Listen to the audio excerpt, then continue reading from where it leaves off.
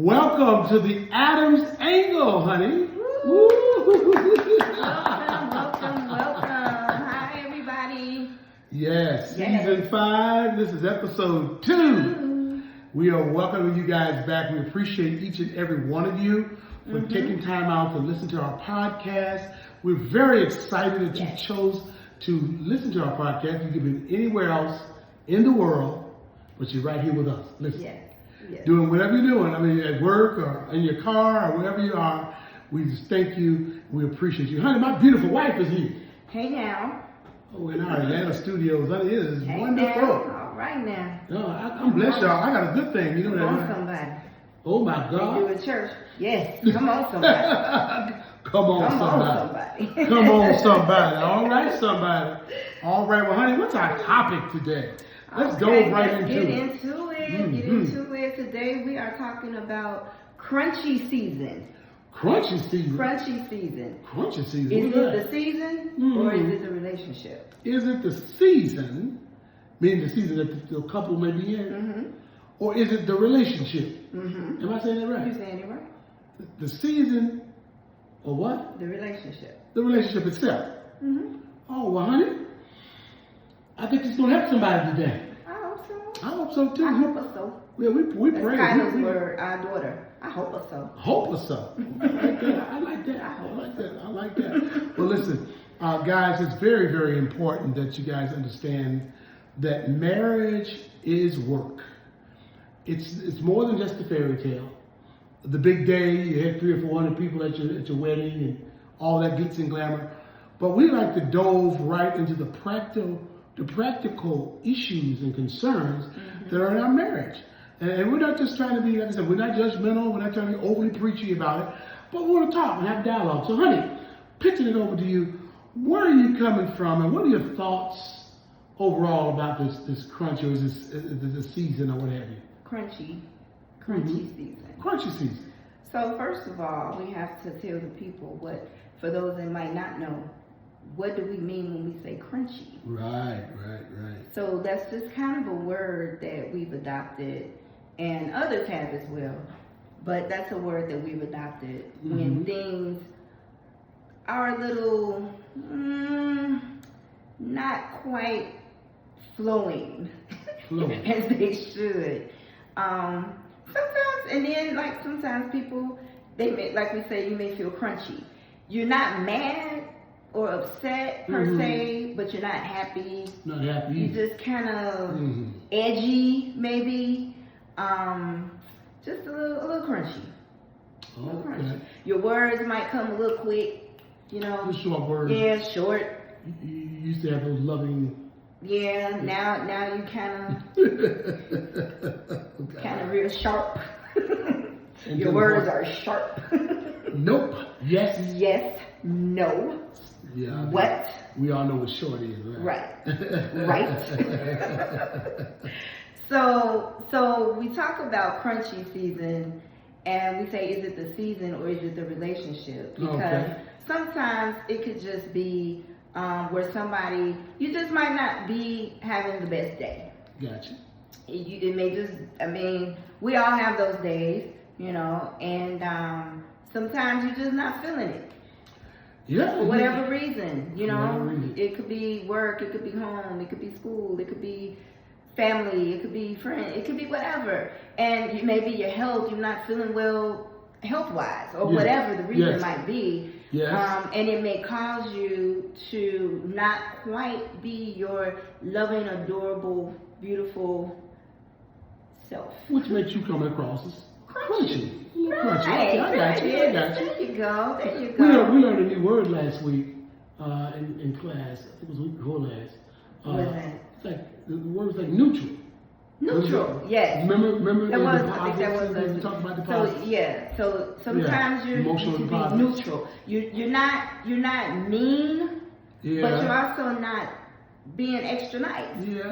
I'm not taking anything away from you, but I'm also not adding anything to you. Right.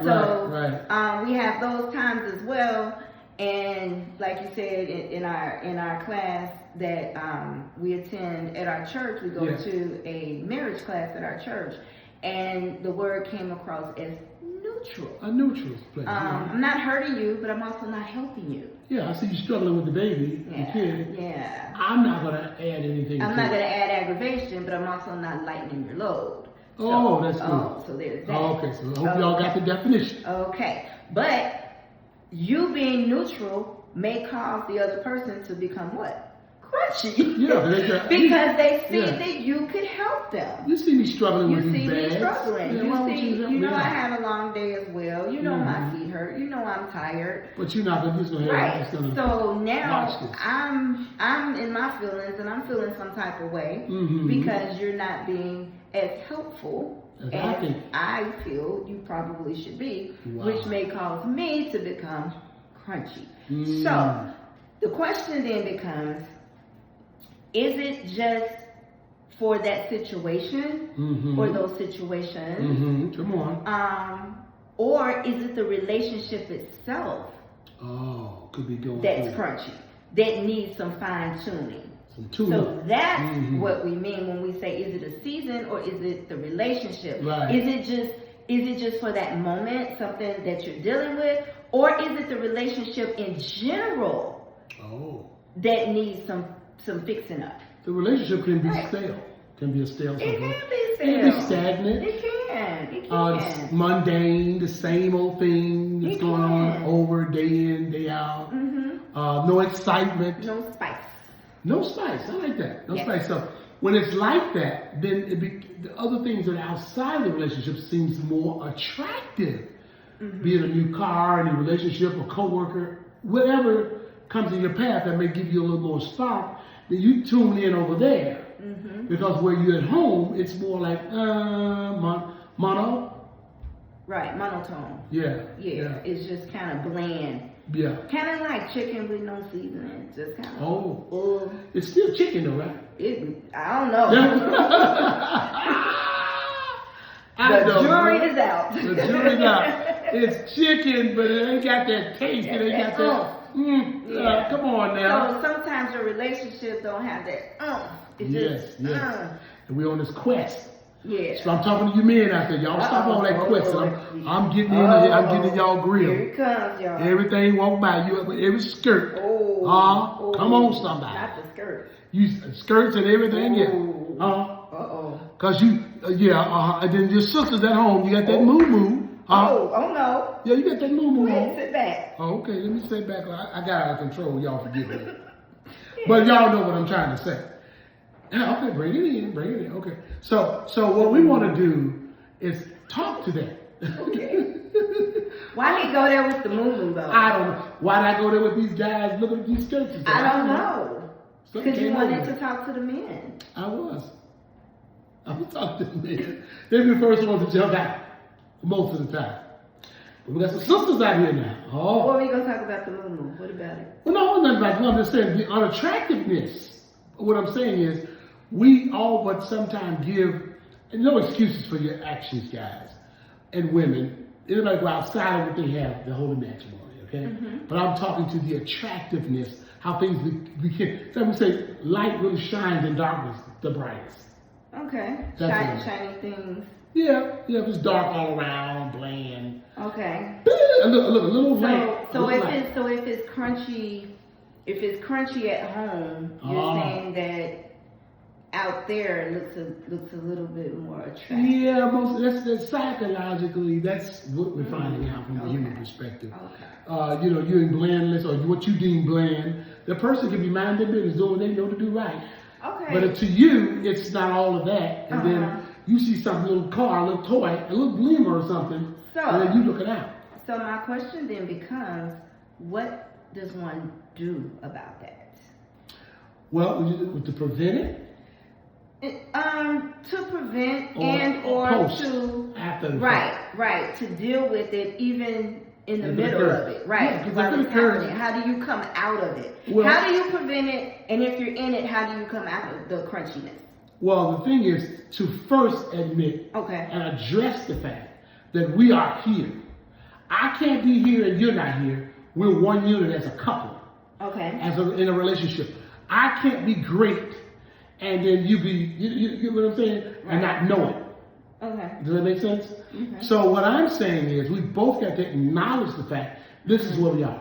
Yeah, baby, come to think of it, we haven't been to a dinner, and so come to think of it, we haven't done this. Come to think of it, we haven't, let's agree on that. So that requires communication. Communication, acknowledgement of where you are. Okay. Okay, and then we got to do, start the steps. And attentiveness. Okay. You cannot communicate or acknowledge something that if you're not attentive in the first place to even know that there is a problem. Well, so it speaks to the adjustment. I mean, the actual acknowledgement. Right. So I have to adhere to the fact that there is a problem. You are sleeping too late in the day. That's an acknowledgement. Can we agree to that? Right. Okay. Everybody in the room. Not no. Well, I was laying up there. I was no. You was. You know what I'm saying? So if we could get on one accord and agree, this is the issue. Okay. Then let us go about it as a couple, like you said in communication, talking it out. How do we fix this? How do we adjust it? How do we address the situation? And then being able to be honest. That's what honesty comes to communication. You gotta be honest. Because see, a lot of times, y'all, let's just keep it real. Can we keep it? Yeah. As they say, keep it a buck. Can we keep it a buck? Let's keep it a buck. A lot of times, your spouse or your significant other in your relationship is hesitant, okay, at best, okay, to be totally honest with you, okay, because you have not created a safe space. Oh, that's good. For them to be honest with you. Without any kind of kickback. With kickback, resistance, clapback, whatever. It blowing up into something that now it becomes a whole nother issue. Now you wish you kept your mouth shut about that one, because at least that one wasn't that bad. But now that I said something, now it's this bad. So in your head, you go through all these changes, only to come back and say, you know what, I'm not saying nothing, because if I say this, then he's going to say this, and then I'm going to say this. So have you created a safe space for them to be honest with you? That's good. Are you approachable? Those are you approachable? I was watching a show the other day, actually a reality show. Yes, I watch reality TV sometimes. Yes. Not the ones that throw the chairs and stuff, but I do like a little reality from time to Miss time. Adams watch. Okay, so excuse me. Some of the TV. Pray for me. We got you. But I was watching a show the other day, and the husband and wife were talking, and he looked at his wife, and they have a beautiful marriage, beautiful relationship. But he looked at his wife, and he just flat out told her, he said, sometimes you're hard to talk to. Oh, did he? Yes. He said, sometimes you're not approachable. Let's be honest. Then some of the other family members, they weren't there at that conversation, but later on in the show, there was more family involved. And one of the other family members said the same thing. Oh, wow. And then somebody else said it, and she was like, "Oh, okay." You know, she didn't get upset though. Which to my point of, she may not have been easy to approach or talk to, but in that moment, she was open to hearing, and he created a environment that was easy to talk to her in. It was a very nice setting. They weren't arguing or anything like that. Gotcha. So it was nice and serene and everything. So she was able to receive what he said. So when he said it, she took it to heart. So when the other people said it, she didn't snap back at them. She was like, okay. She received it. And so to my point of, not only are you creating a space for them to be honest with you, but are you creating a space so that you can be honest with them?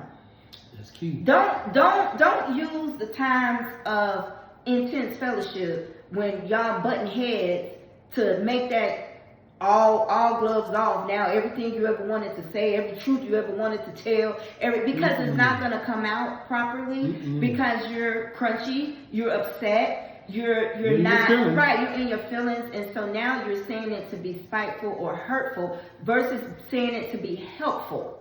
Gotcha. You have to say things to be helpful, not hurtful. Well, oftentimes, it's good, honey, that you said that. If we as a couple would be honest with ourselves, and the people across the board, all across wherever you guys are listening to this podcast or watching this podcast, why can't we just be honest with ourselves? You know you have an attitude. You know you're easily offended. You know that. You know you're too boisterous and you're mean with your response. You know these things already. And it may not be on your conscious mind day to day because you're so used to being with I was yourself. gonna say, or do you? Good point. Because we're not thinking about it. You don't realize that. Especially those who's gotten married later on or connecting later on in your relationship walk. Well, most of your adult life you've only answered to you, accountable to only you, and you didn't have ever know the joker to the left or the right of you. Right. Questioning how you said something, how you did it, and when you did it. Come on, let's be real. You telling the truth, sir. Take the gloves off. You telling the truth. So when you get into these relationships, these marriages, these fiancés and all this other stuff, you have to understand it's a give and take. Yes. It can't always be your way. Right. It can't always end with what you say. True. And don't go into a situation trying to be right. Ooh. Wait. Ooh. So y'all see the expression for those who are watching us on video? Ooh. Because that becomes a thing subconsciously. Yeah. Don't go into it trying to be right. Oh, that's good. Talk on it. You should, because oftentimes people think that every discussion has to end with somebody being right and somebody being wrong. Forget that. Right or wrong or factual. Right. Not to cut you off, but Okay. because I found myself there. Sometimes it's not so much about you want to be right, the one that's right. You really want to excuse with the facts. The facts are you did knock my water over. Okay. I didn't knock it over. I pushed it over. You knocked my. You know what I'm saying? So that person, you might be arguing a fact. But you so bent on getting your point across your way, the way you see it, the way And it could be factual. it could be factual. But it's not important Right. That's not important. to the communication piece. Right. So if the person says, hey, is it too loud? Or can we pick this up tomorrow? Or no, I want to talk about it right now. Now you're trying to push your agenda rather than pushing for peace in the relationship. That's what I mean. You want to push your agenda. You're pushing an agenda that your agenda is, I'm going to let this person know I'm factually. Which goes back to wanting to be right. Wanting to be right. I want you to walk with me now. Those are I need you to listen slowly. Okay, let's go. There is three sides to it. The other person's side, your side, and there's a factual truth side. Okay. Do we agree? Okay. Now there is. Let's go. There are those among us that want to argue the truth side. The truth is you was eating too much cake. That's the truth. Okay. The factual, my side would be, hey, we want me to try cooking cake. I got to. This is what I want to do. See what I'm saying? Okay. And so that could be over there arguing that which ain't good, and that could be the truth arguing that ain't good. The point you said earlier is about the peace. Right. So if I'm not about the peace of the two of us, then I'm wrong. That's good. Because you just want to be, you just want to hear your side of the boat. You want to be right. Maybe not so much as you want to be right, but you want to be, even your factual of trying to push the truth can be messy. But right, the way you're pushing it can be messy and can further perpetuate the crunchiness, and that's why I say that. Now, when it gets to that point, it's not just about it being a crunchy season. Now it's infiltrating the actual relationship. That's the relationship. Now it's in the relationship dynamics. because now you've created a space where, again, it always has to be this confrontational vibe.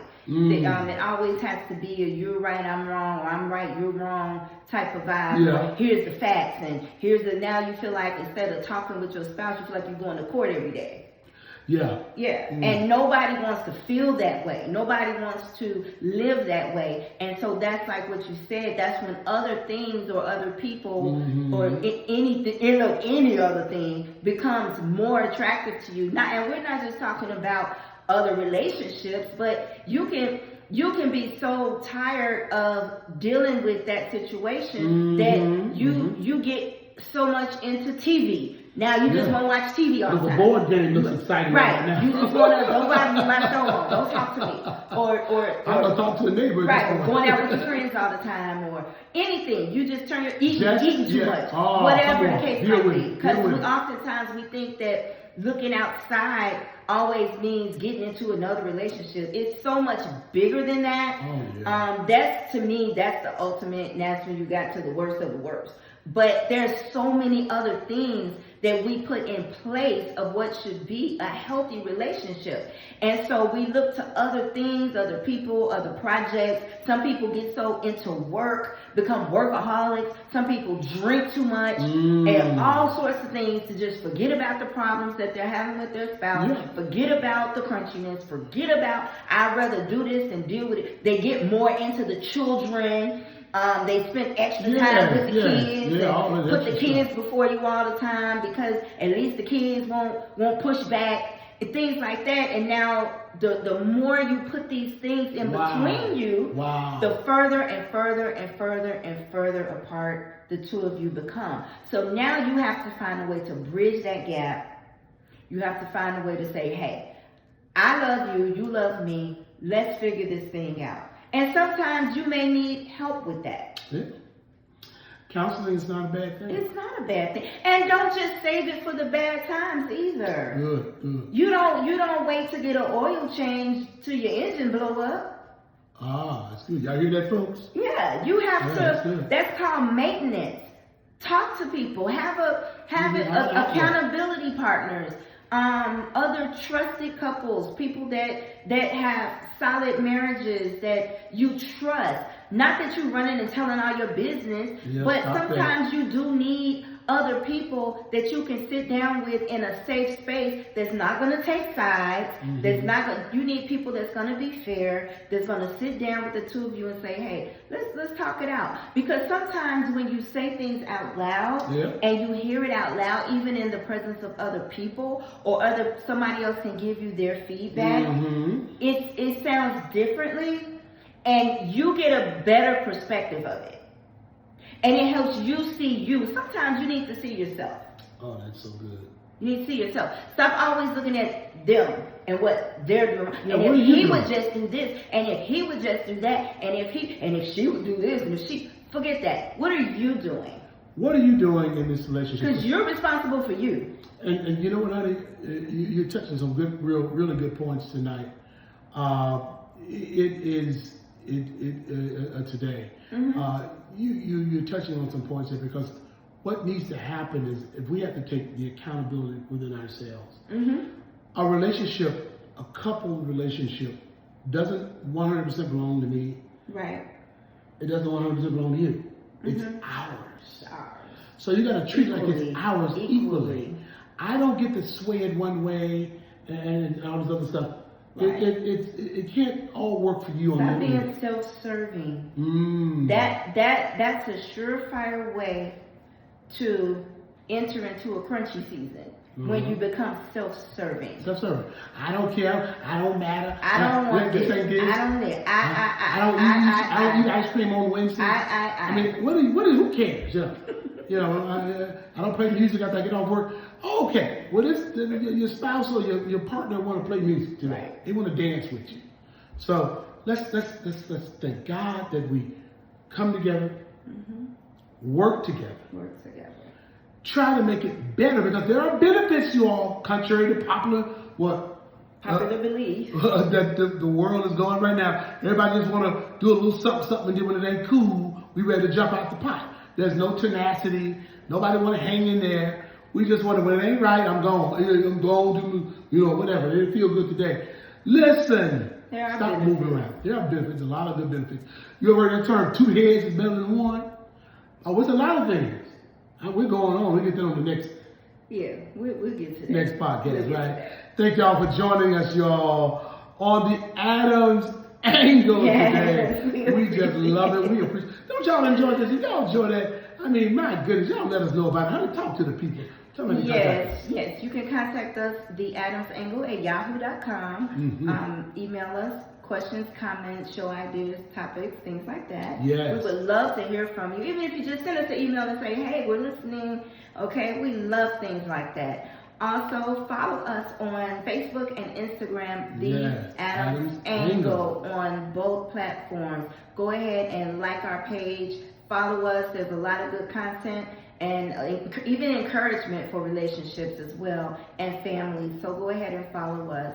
Also, at the end of this podcast, there is a way that you can click to support. Yeah. So just follow this link on Spotify. Click to support. We would love to have your support to further this podcast ministry. We appreciate your time, and we would also appreciate your support. Whatever you can do would be greatly appreciated. Greatly appreciated. Last but not least, there's also a question and a poll. So feel free to take advantage of that. Let us know what you think about today's show. We'd love to hear from you. We'd love to hear from you. And you pastors out there, you clinicians, you got churches and things like that. You got like marital programs and things like that going on at your churches.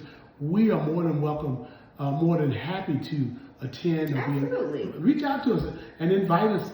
We'd love to come in and do classes, we do panels, anything, whatever. Just give us a shout out. Go ahead, email us. Let us know what you have in mind. We would love to participate. We enjoy marriage. We enjoy family.